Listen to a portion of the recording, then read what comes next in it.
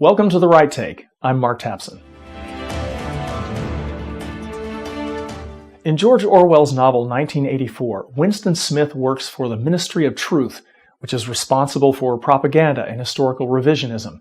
His job is to rewrite past newspaper articles so that the historical record always aligns with the current party line.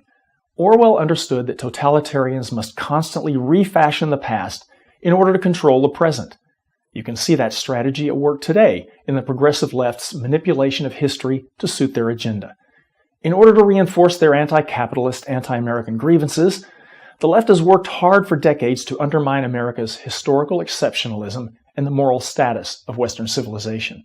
We're not allowed to judge today's Islamic barbarism, for example, because the Christian West committed atrocities during the Crusades or in the Inquisition.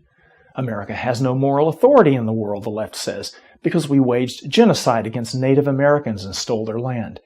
Progressives don't respect the Constitution because the Founding Fathers owned slaves. Of course they did.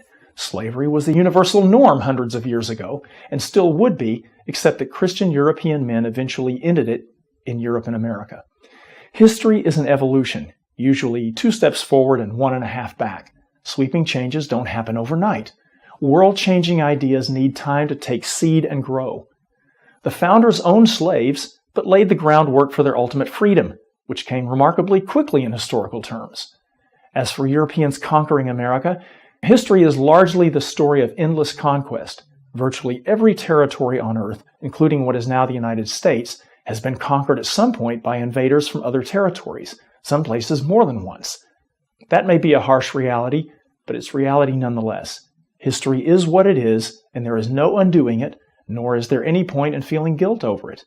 As much as social justice warriors today would like to hold all white Europeans collectively accountable for the sins of their fathers, no one today is responsible for actions committed in the past by people who inhabited different moral universes from our own today.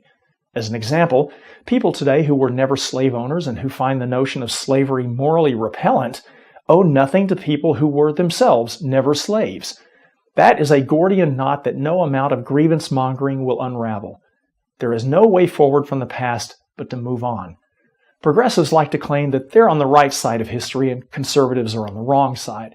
The arc of the moral universe is long, but it bends toward justice, Martin Luther King once said.